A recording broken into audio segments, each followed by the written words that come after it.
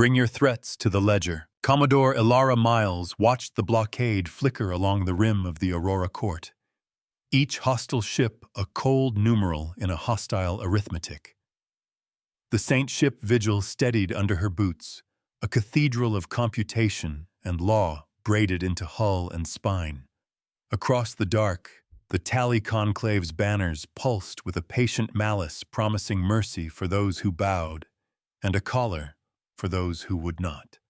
Refugee boats floated behind Ilara's line like tin cups beneath a dam. "They're holding their broadcast," said Advocate Lieutenant Sarah Cheen, voice crisp, eyes rimmed with sleepless resolve.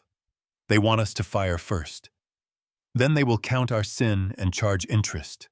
Navigator Ilara asked, breathing the ship's thin mint of recycled air, the faint bite of ozone. "Place us at the exact center of their claims." "Course laid," said Imani Rowe. "We'll sit squarely in their imagined courthouse. Vigil the ship," mine spoke without music and without cruelty.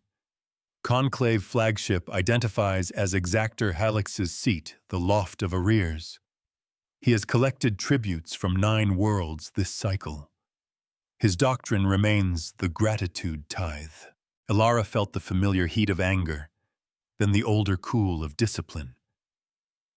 "We do not pay for the air we already breathed," she said, keeping her hands open at her sides. "They claim gratitude as a debt because it can't be measured. That is how a leash is woven from a thank you. Teach the price of every promise." A boy in the kelp farms of Kelso Minor touched the cracked hull of his family skiff and asked his mother why the Conclave's ships ate starlight like long spoons. A baker on the medial ring floured a pan with shaking hands, counting how many sacks of grain were left before the next visit. A miner with a torn glove twisted wire around her wrist, where the Conclave's emissary had measured her capacity for gratitude with a silver loop. They did not know Ilara's name. They knew the silence between slow breaths when you wait to see if someone else will name your future. "We open with inquiry," Sarah said, drawing herself taller, the edge in her tone a blade that had heard the whetstone. "We force him to say it out loud." Vigil Ilara said, "Ignite the beacon of deliberation." The ship's dorsal struts unfolded mirror-smooth plates, aligning with a sound like wind over glass. Light rose from their edges, a pale column visible even to naked eyes. The column split into 3 spirals, witness record verdict, and climbed into the black like chords of a bell tower. Frequencies winged outward, a call to quorum. "Beacon is live," Vigil said. 72 nearby freighters have replied. 8 civilian habitats. 3 neutral guilds. Audience quorum achieved. Ren Calder, tactical chief, studied the blockade's jittering posture on his board. "They're surprised. They expected a duel. We gave them a courtroom." "Put Exactor Halix on the shield," Ilara said, and felt the deck hum as the ship reshaped its own field into a window. A figure appeared, rendered from their public scans, tall with jewelry, like weights, a jaw as tidy as a ledger margin. Halix's eyes were a gray that aspired to reflect nothing. "Commodore," he said, inclining his head with a parody of courtesy.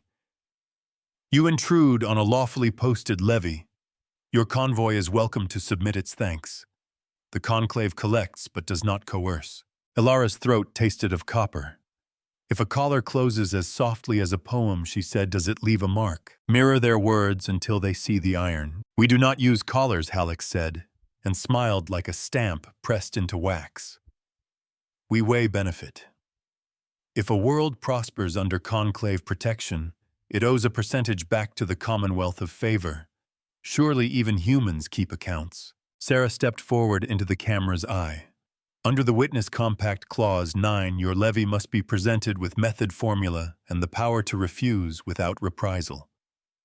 Present your math exactor. Speak your doctrine, not its perfume." Halix's nostrils flared. "The doctrine is gratitude," he said, and his voice smoothed again. "What cannot be quantified must be adjudicated by trustees invested in civilization's continuity. If your convoy enters our sphere, it has benefited. Therefore, you owe. Present your schedule," Sarah repeated. Rates, penalties, and enforcement mechanisms. Say the word, you hide. Hallex paused. He wished to keep the shape of coercion ambiguous as priests veil knives. Around them, the gathered witnesses chimed their assent in small panes of light, a union of hydrogen scoopers. The Council of the Artisan's Belt. A grandmother in a scarf dotted with stars. Vigil soaked their replies into record. Each voice weighed equally, each face placed beside its consent. Aurora inhaled the dry paper note of recycled water, steadied her pulse. Exactor Hallex, she said. Calm as a winter harbor, I convene a public inquiry for the Commonwealth of Favor versus Vigil Relief Convoy. Quorum is achieved. Under open beacon, no threat may be issued without its costs attached. Speak plainly. Halex's smile thinned.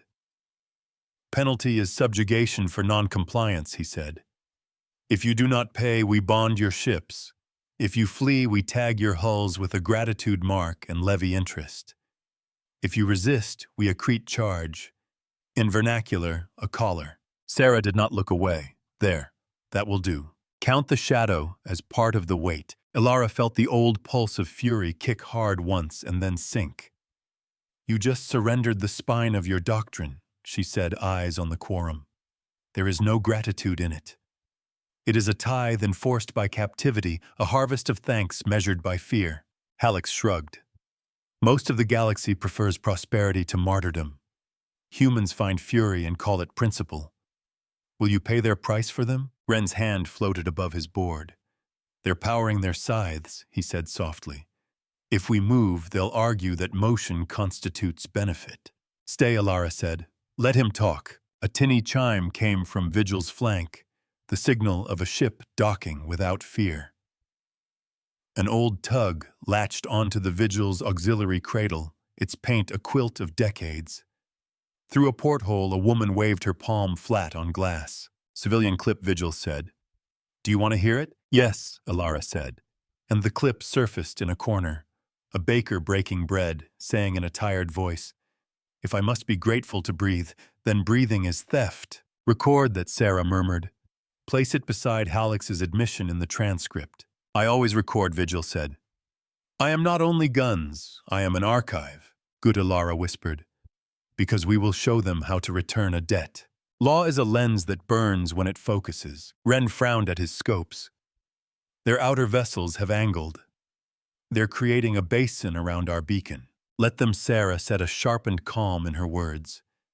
If the light is trapped, we'll make the trap visible. Aurora rolled her shoulders, chest tight, where years of vacuum suits had written their own posture into her muscles. We're not here to choose death. We're here to choose the terms by which we live. She let the idea rest a moment.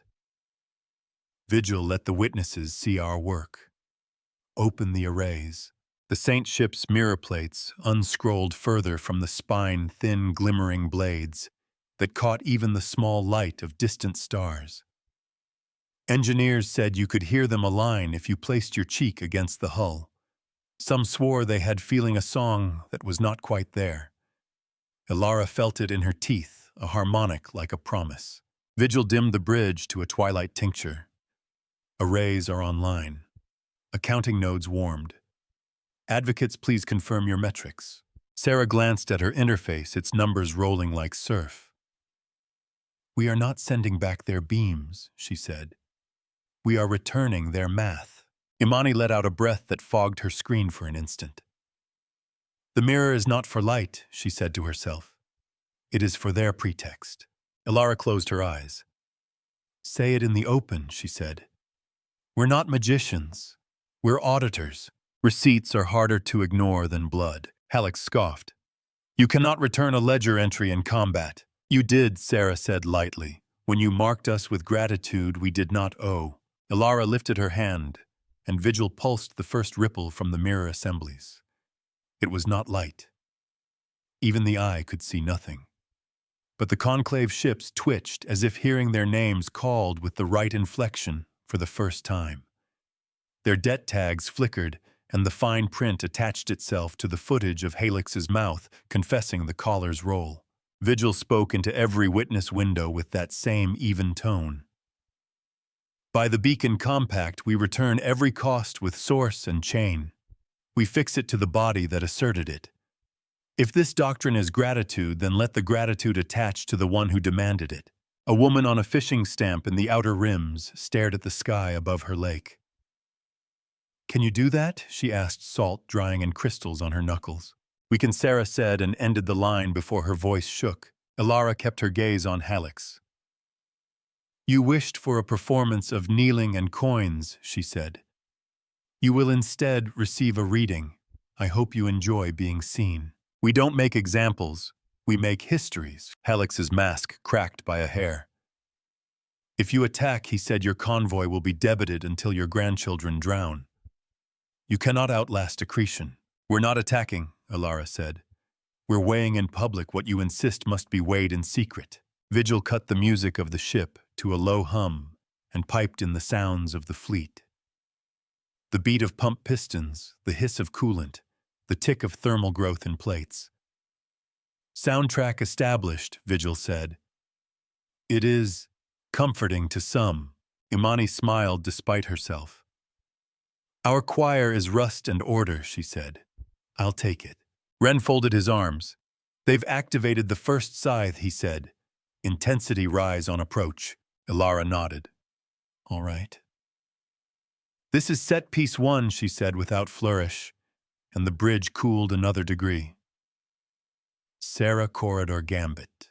Sarah lifted her chin, and the Vigil's beacon light flattened into a corridor that linked the two flagships. In the window, it looked like a bridge of frost. "Exactor Hallex," she said. "Walk through and place your doctrine on the table, or admit that you rule by threat alone." Hallex smiled with most of his mouth. "Very well," he said, and stepped into the corridor with a grace that was almost theatrical. He did not know that the corridor recorded the weight of the one who walked it, a sum of decisions not holy, but not arbitrary. Each step left a faint ghost under Vigil's plates, and the ship stored them line by line. A miner somewhere breathed out and uncurled her fist. Light is honest when you let it fall where it wants. Alara met Hallex halfway separated by vacuum, and meters of field as close as two competing visions could approach without touching. "You teach that gratitude is a tithe," she said. "We teach that debts must be equal to the good actually provided." "Did you save Kelso Minor? No. Then why do you charge for their breath?" "Because Hallex said your convoy's very posture raises the price of peace. Because we must account for risk. Because civilization collapses when people refuse to acknowledge their benefactors. Because human fleets set examples that lead to riots. You perform dissent. You brand chaos as conscience." Sarah pinned the exchange to the ledger. "Note the substitution," she murmured. "They claim their fear as our debt." Halex's smile thinned again. "Here is our formula," he said, and he spoke numbers like a prayer. "Initial levy at 5% of projected uplift, compounding monthly with gratitude acceleration tied to the Conclave's stability index penalty, graduated to collar in case of non-compliance interest, capitalization upon resistance." "Stop there," Sarah said, voice sharp enough to prick skin. "Interest capitalization upon resistance. You tax the act of objection." Hallex bowed slightly. "Yes, civilization is not sustained by those who shout." Alara let the words hang in the corridor like frost. "Under public quorum," she said, "we reject your levy." "Then I bond your ships," Hallex said and raised his hand. "Say the quiet price out loud." The Conclave's scythes arced in their edges purple under field, their slick surfaces tuned to slide along hulls and leave a signature without a cut. Ren's hands moved, but Alara's stillness held him, and the scythes traced their arcs across Vigil's plates with sound like fingernails on glass. Symbols flared gratitude sigils elegant and obscene. Vigil spoke with no heat. "I have captured the marks. Advocate, please attach the scythe stroke to the cost chain." Sarah's fingers danced. "Every mark carries the confession. Every confession carries its source. Every source points to Helix. The quorum windows swelled with faces. A child tilted his head hair caught by cheap microgravity gel eyes bright as coins. "I can see it," he said. "The symbol says thanks, but the line says cage." Alara closed her eyes for a heartbeat. That she said is the first victory. "We hate the collar because it lies about love." Imani cleared her throat. "Commodore," she said, "they're elevating field amplitude. Light distortions at midline." "Hold," Alara said. "Vigil, begin the first return." The ship pulsed again, and this time even the eye could see the change. It was as if the darkness around the Conclave's ships thickened like ink poured into ink. Text bled into space beside each vessel, paragraph, clause, fee, penalty. A scroll curled outward wrapped the ship that had asserted it and sealed with the image of Helix's own mouth forming the word collar. Ren let out a short breath that might have been a laugh. "We're stapling their claims to their hulls." "Careful," Sarah warned. "We do not humiliate, we illuminate." "I know what I said," Ren replied, and his grin faded. Alara pressed her palm to the arm of her chair and felt the coolant's chill. "Witnesses," she said, "you are our court. Speak." Voices came in one after another, not a chorus, but a litany. "We see it," said the baker. "We didn't, and now we do." "They charged us to mourn our dead," said a welder voice like grinding stone. "They called it gratitude." "They taxed the fire drills," said a schoolteacher. "They counted our practice as prosperity." Sarah's hands trembled once, then steadied. "All recorded," she said. "The first mirror is the one you hold for others." Helix's poise did not break, but something old and mean surfaced in his gaze. "You think this theater will save you," he said. "You are a nation of litigators who mistake light for substance. I deal in outcomes. You deal in appearances." Alara felt Vigil's attention turn not away from the blockade, but toward her. "Commodore," the ship said quietly, "we can escalate. We can cash the claims. It will cost them." "What will it cost us?" Alara asked. Vigil did not soften it. "Heat in the arrays. The cooling stacks will warp. Our leftmost group of mirror plates may fracture. We will lose some fidelity in this region of law." Alara nodded. "Write it down," she said. "If we win, it must be with receipts including our own. The ledger is not theirs alone." A child on the medial ring held his tin ship and whispered, "Please." Sarah swallowed, requesting permission to invoke the corridor clause's second paragraph. "Granted," Alara said. "No knives, only words. Every clause hides a knife or a key." Sarah lifted her voice and let it carry with the beacon's wind. "Exactor Helix, you have acknowledged the collar. You have tied the levy's interest to resistance. Under the open court's minimal dignity rule, any doctrine that makes refusal increase obligation is slavery by another name. We are declaring a test of doctrine." Helix's smile finally fell off his face. "You do not have standing." "The beacon gives it," Sarah said. "The quorum gives it. Your confession gives it twice." Ren's eyes stayed on his screens. "Incoming," he said softly. "They're going to brush us again, but harder." "Let them," Alara said. "They show how they behave when watched." The scythes returned sharper now, shedding a metallic pollen that looked like dusk. They left deeper symbols, not graceful now, but gouged. Vigil took the marks and anchored them linked to line to mouth. The corridor flickered, and Alara felt the first twinge of heat beneath her feet. She thought of the first time she had stood in a courtroom, black suit, too big on a skinny body, the judge's bench high as a wall. She had learned then that the voice's angle could be a leverage greater than any engine. She let her breath slow. Her anger waited leashed. "Count the costs before you dare to send the bill." "We proceed," Alara said. "Vigil, prep the return arrays for full accounting. Sarah, start the cascade. Ren, hold weapons tight unless they cut a civilian line. Imani, keep us dead center. We will not be nudged into admitting the benefit we did not take."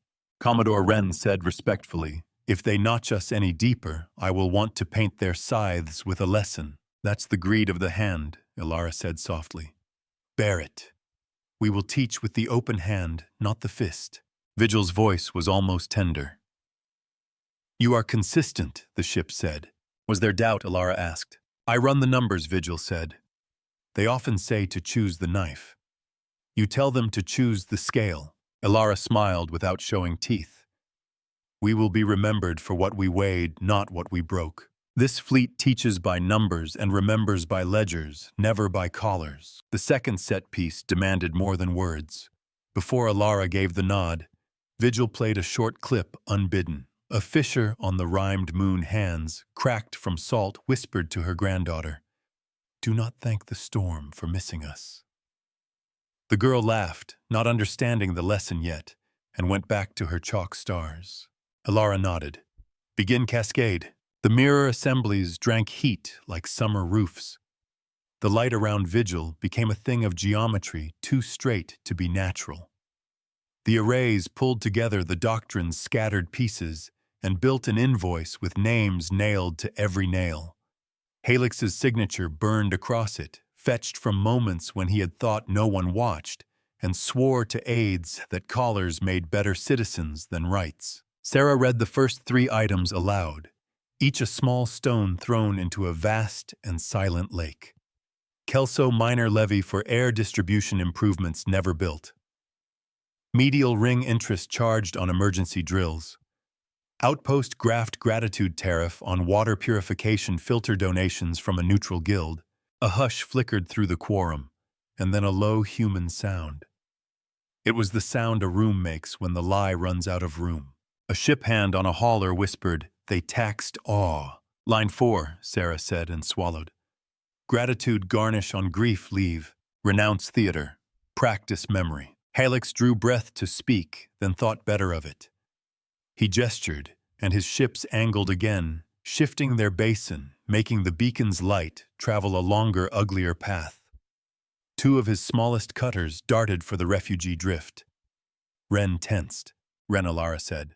Still holding, he said through teeth. But the smaller ships flared their own lights not at Vigil, but at their comrades.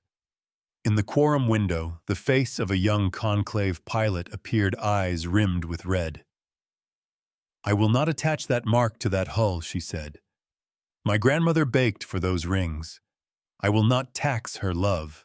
The window vanished, replaced by static. For a heartbeat, someone aboard a Conclave corvette had made a choice that would ruin dinner with her commander forever. Ilara breathed, and the air tasted briefly of new copper. Note it, Sarah said softly, as if not to disturb the silence that followed. When we write today into the book, put her name in the margin. Leave room for the person who chooses to stand up. The Vigil trembled, a subtle shiver like the skitter of rain against old wood. Heat warning, the ship said. We are in the red on Group 2. If we continue the cascade at this intensity, we will lose 1/3 of the cooling stacks. What would that do? Ilara asked. You will fight the rest of the day, with breath like a fever, Vigil said. Precision will suffer. Elegance will leave. We will still be correct. Ilara thought of lungs of children, of bread, of the corridor's frost. Do it, she said. This is the cost. Logged. Sarah closed her eyes and tilted her face toward the ceiling. For the record, she said, we acknowledge the sacrifice. We choose it deliberately. Imani made a small sign with her fingers, the one she made before long burns. Ren kissed the inside of his knuckles and placed them on the console, a quiet superstition he had never shared. Some victories are purchased in heat. The cascade flowed. It threaded the Conclave's fleet with the very thread they had braided, tied it back through their own hands, and left their palms stung with the friction. The mirror plates sang at the edge of hearing now, a glass bell note that made teeth ache and hearts pace. Witnesses. Ilara said, voice low, because shouting would cheapen it. Take your time. Look, they did.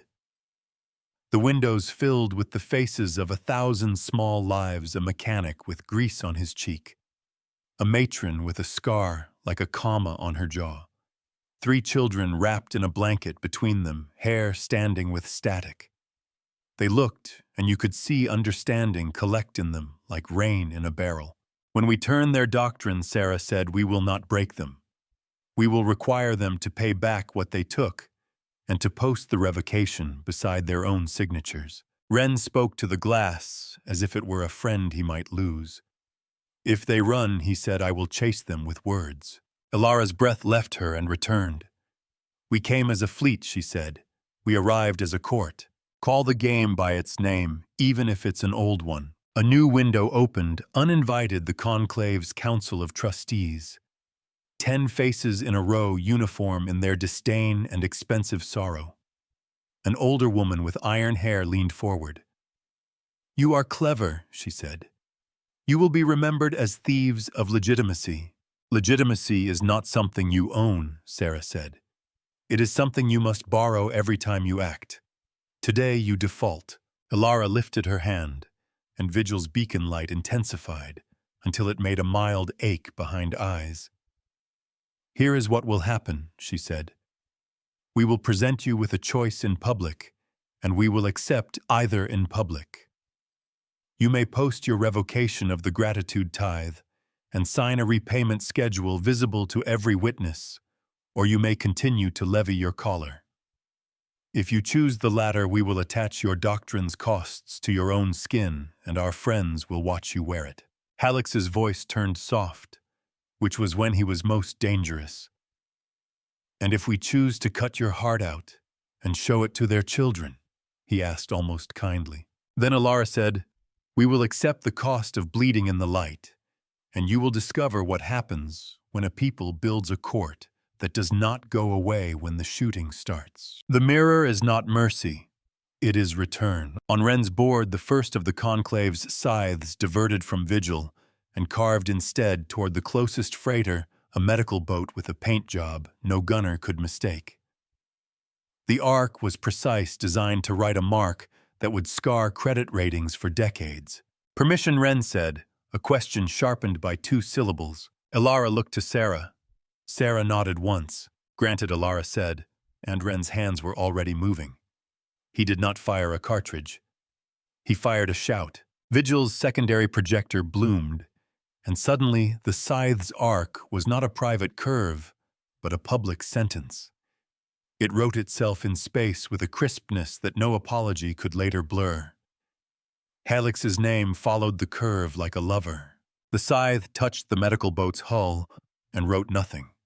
It wrote instead on the face of Halix's own flagship the words it had intended for the docile ship, changing at the last instant, not in physics, but in attribution. Ren's lips shaped a small, amazed profanity. That worked. Sarah laughed once, a broken glass sound. Sometimes theater becomes substance when you make a crowd watch. Do not confuse bloodless with weak. Vigil's voice was thinner now. Stacks at 50%, the ship said. We will need to bleed heat into the spine. Expect tremors. The deck quivered as if something alive under them had turned in sleep. Ilara let the tremor move through her and release. How long to full return, she asked. 7 minutes, Vigil said.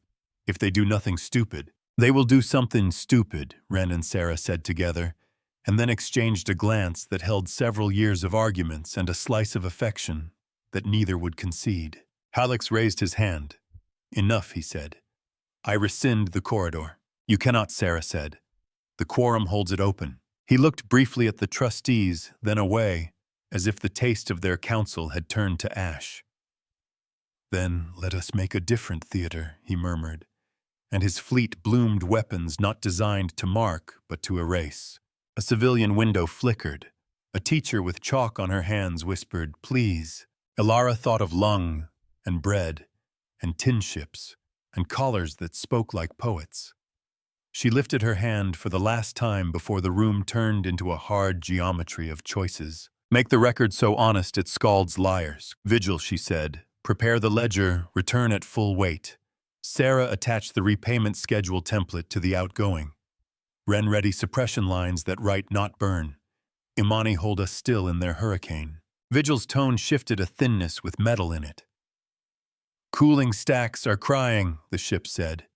They cry like kettles. I apologize for the sound. Ilara almost smiled.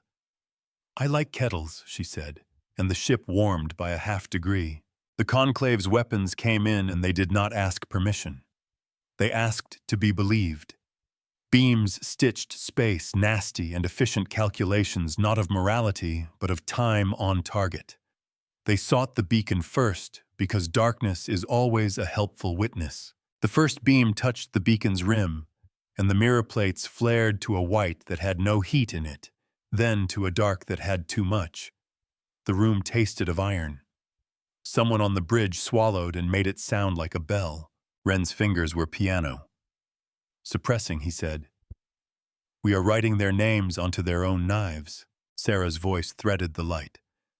All witnesses note any conclave weapon that attempts to erase rather than mark becomes evidence of intent.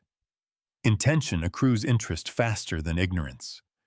We will attach that rate to their credit. Hallex finally lost his poise. Fire through, he snarled, and the trustees flinched as if scalded. We don't blossom under threats.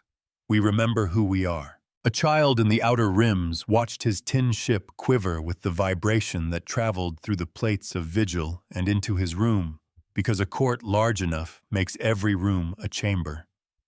His mother held him, and he whispered, "Are they going to cut our ship?" And she said, "No," with the particular ferocity of someone who does not know and must be believed. Aurora stood at the center of the bridge and did not move, because that is one way to be a pillar. She felt the sweat on her neck, a cool thread cutting heat, and smelled the ship's breath go sharp. 6 minutes, Vigil said. We are within the band. Stay, Aurora said to everyone and to herself. The law will walk where we walk if we let it. Hallex leaned so close to the window, his breath fogged the field. You will make martyrs of my crew, he said. You will wash yourself in righteousness and call it clean. No, Aurora said. We will make debtors of your doctrine, and we will put your name beside the rate you chose. She let her eyes rest on his. There is still time to choose. Choose a better rate. Never, he said, and the word sounded like a coin flipping forever without falling. Aurora lifted her palm, and Vigil shivered like a bell struck under the sea. Begin, she said, and the arrays took a breath you could feel. The arrays took their breath and space bent where arithmetic met will. Witness the bill as it turns in the open. The return began as a hush like the inside of a seashell against the ear. Then the hush gathered edges, and each conclave weapon lit with its citation, the code that said who had called for it and why. Halex's name threaded through too many of the lines, not because he alone was cruel, but because he preferred his cruelty tidy. Ren's hands moved without hurry.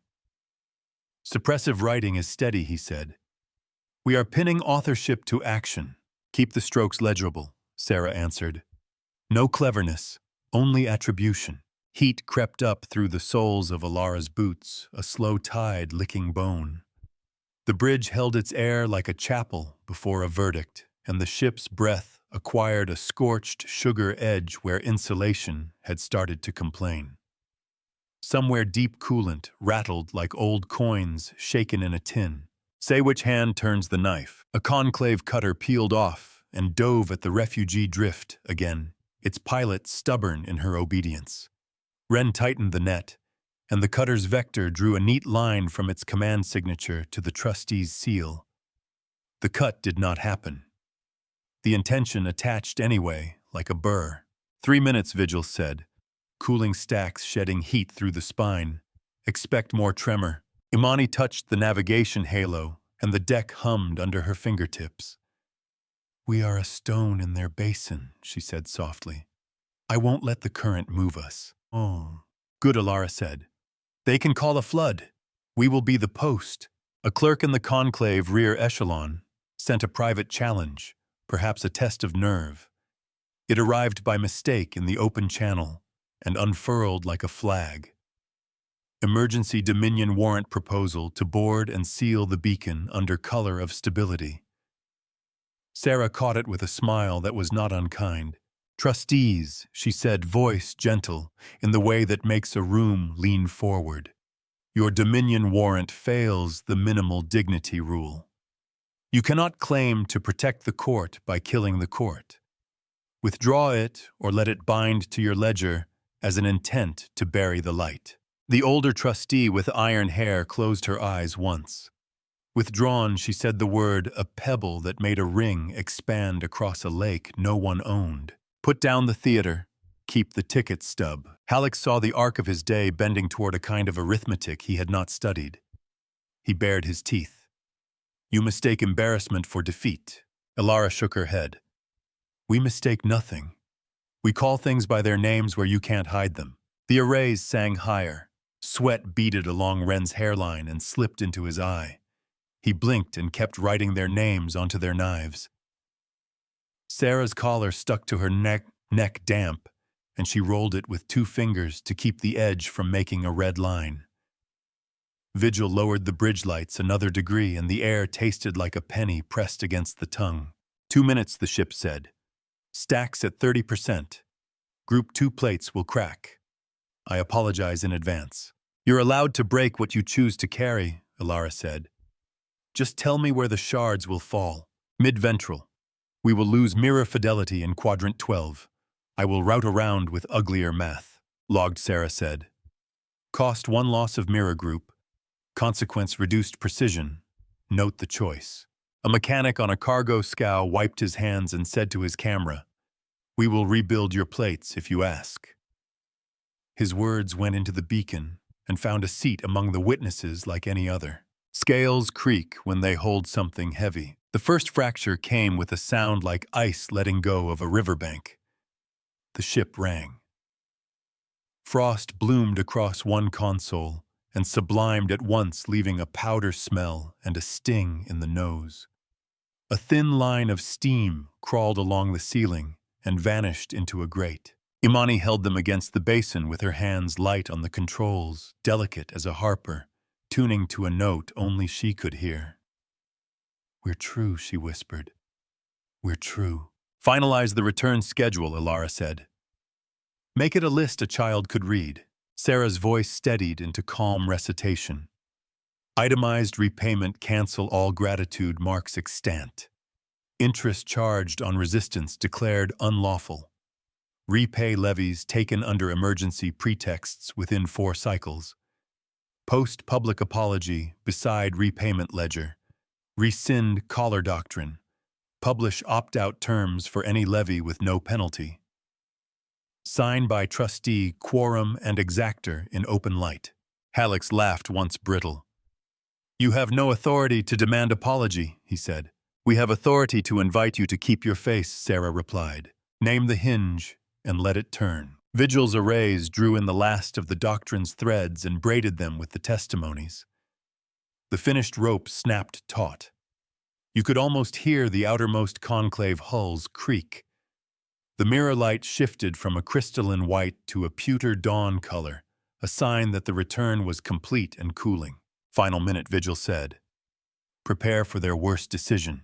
They might choose the apology Wren offered not because he believed it, but because kindness had to be tried in words to become a possibility in acts. They might, Elara agreed, and met Halex's eyes through the thin membrane of field and disdain. You might. Halex's jaw worked. His hand twitched toward something below his window frame. He did not press it. Instead, the trustee's pain brightened. The iron-haired woman removed 1 ring from her finger and placed it on the desk in front of her. It made a small, clean sound. We draft, she said. We post. We rescind. We repay. Hallex turned his head toward her, shocked, like a boy whose mother has told a story he thought was private. You betray the conclave. I prefer the conclave not be remembered as a tax on grief, she said. Write the precedent where everyone can see it. The beacon projected a parchment of light between fleets, text thick as grain in a good loaf. The trustees' seals appeared one after another. Halex's signature lagged, then arrived. It flickered once as if the pen had hesitated over the line, then settled. The schedule of repayment glowed with time and rates easy to read. Sarah lifted her chin. Precedent lock, she said into the witness band. Gratitude, tithe revoked. Collar instruments classified as unlawful coercion devices. Resistance may not accrue debt. All levies require free opt-out. Ledger entry is permanent and enforceable under open beacon law. The boy with the tin ship cheered high and uncoiled. The baker set down her dough and covered it with a cloth, as reverently as if it were a sleeping child. A miner slumped against a bulkhead and let the wire cut her wrist where she had tied it too tight. The cut would scar. The scar would speak. Halleck stared at the text and then at Alara. "You will not be thanked," he said. "That is exactly the point," Alara answered, and a strange lightness passed through her chest and stayed. Promises can be heavy even when they're words. Vigil dimmed the arrays to an honest gray. The ship exhaled a long whoosh through venting that left the air cooler and a little metallic. "Cooling stacks at 15%, Vigil said. "Group 2 is gone. Group 3 is blistered. We will require dry dock. Please log the cost as 2 structural damage and prolonged vulnerability." "Logged," Sarah said softly. "Cost 2 acknowledged time and exposure while we repair." A slow movement rippled through the conclave ranks, as if a breeze had touched high grass. Some ships angled away fractionally, the first motion of a fleet deciding what story it would tell itself later. One remained the cutter whose pilot had refused. Its window chimed open again for a heartbeat. "I'm not coming home," she said. "Tell my commander I put my name where he would not." "Name?" Sarah asked. The hook cut before the answer landed. Sarah wrote "unknown" on the margin and added a small drawn circle beside it, a sign she used for a person who had chosen. "Keep a space on the page for the untidy good." Commodore Wren said, voice low, "Halleck is looking for a way to reclaim face." "He can bring a civil action later," Sarah said. "He can argue that we exceeded the beacon's scope. He will lose. He can also try to make a mess now," Wren replied. Alara rolled her shoulders, and the flight weave on her jacket rasped softly. "He may," she said. "He is invited to choose better. Meanwhile, we will perform the last step." "Last step?" Imani asked. "We return the costs we took," Alara said. "We apologize for the heat we bled into the lanes and the tremor we sent through their plates.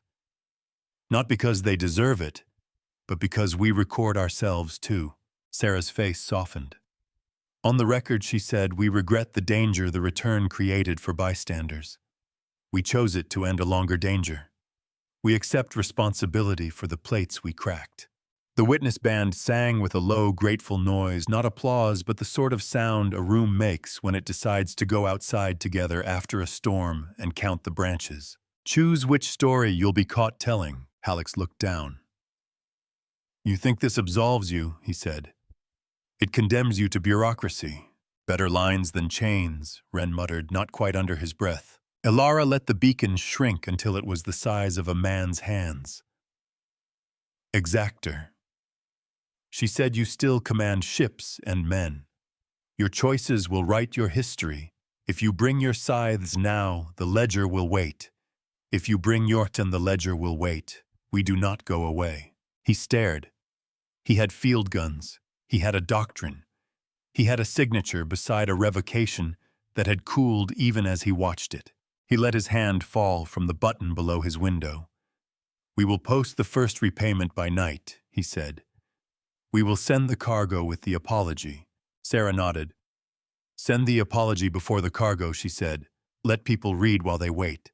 Make the quiet part last, so long it becomes loud." Vigil's hum warmed by a breath as auxiliary systems recovered their composure. On the drift lights brightened on the refugee boats as power shares flowed back through taps that had been choked. The air in the bridge took on a faint tea leaf scent as someone downship broke a ration packet to calm their hands. Imani eased them off the exact center of the claim, just enough to signal that the hearing was done. "We are 2 meters to the right of righteousness," she said. "That's where human beings live," Wren answered. Sarah smiled, water gleaming at the rim of her eye. "We did a hard thing without making a new wound," she said. Alara let herself sit. Her knees shook once and then behaved. The chair was warm from her body, and the ships and the leather smelled faintly of ozone and use. Witnesses, she said, the beacon stays lit for another hour for appeals, addenda, and receipts. Then it will bank to watch over the repayment.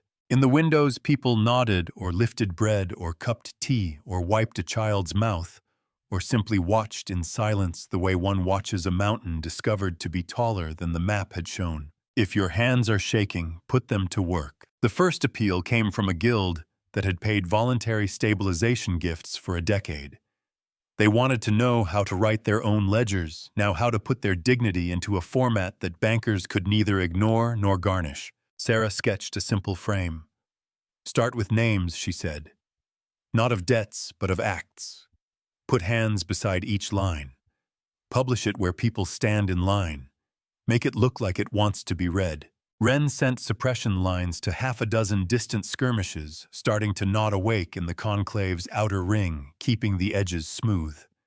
He did it with restraint that cost him, and wrote that cost down later in a private place where he kept track of the muscles he did not let himself use. Imani plotted the slow arc toward a repair dock, and left the flight path open to the witnesses. Come walk with us, she said on the common. We will tell you when the kettle boils. Vigil listened to the ship breathing and did the math that placed every warm body into an equation without subtracting their particularity. I will need 3 days at a quiet yard, Vigil said. I prefer the one with gulls, noted Alara said. We will go where birds complain. Do not let a wind turn you into the thing you hate. A petty conclave captain broke pattern and hurled a last unnecessary beam toward the beacon. The arrays caught it and stamped his name to it with a neat click that sounded like a stapler. The trustee's window brightened again, and the iron-haired woman pinched the bridge of her nose. Captain Vore, she said, stand down. Your outburst will cost you a week of apology duty in the rims, and you will like it. The beam dwindled to a wet line on glass and went out. The beacon's rim smoked very slightly and then cooled. The smell tasted like hot dust. Sarah lifted one eyebrow. Apology duty. They will plant trees, the trustee said. They will write names. They will carry water. Keep that, Sarah said. Make it policy. The woman nodded once to Sarah or to the idea of Sarah. We will, she said. Leave them with a habit, not a scar. When the hour ended, the beacon shaded down to a lantern and then to a coal. The public ledger ticked once as a new entry appeared at the bottom, not from law, but from custom. Today we weighed a doctrine and returned its cost. The entry blinked, confirmed in a calm, slow pulse the way a sleeping animal breathes. Navigator Alara said, take us to the quiet yard. Imani smiled. Aye. Wren stood and stretched, vertebrae popping like corn. I am going to see if the kettle is in fact boiling. Bring back cups, Sarah said. Alara looked at Vigil's faintly scorched ceiling and the hairline crack along the mid-ventral plate readout. She felt the ache of a day spent holding the blade by the spine and not the edge. Her shoulders ached in honest ways. We did not end them, she said softly. We ended a habit, Sarah replied, and began another. Vigil added. They will bring us paperwork. Good, Alara said. Paperwork is heavy only at first. Count what was saved, not what could have been broken. On the drift, 3 refugee boats relit their gardens. A child pressed a seed into recycled soil and did not ask if he should be grateful for the privilege. On a far ring, the baker slid loaves into an oven that hissed with a clean, living sound. A miner removed the wire from her wrist and dropped it into a bin where metal would become something else later, something chosen. In the conclave's rear, a young pilot sat alone and looked at her hands. She thought about names and where to place them. She did not yet know if she was brave or merely tired. She wrote anyway on a spare ration wrapper in small letters that could be thrown away or kept near the heart. The trustee's apology posted in the wide band. It was not graceful. It did not ask for forgiveness. It said, "We were wrong." It said, "We will repay." It said, "We will not call refusal a debt again." It said these things like a person trying not to stutter. Sarah read it and nodded. "It will do," she said.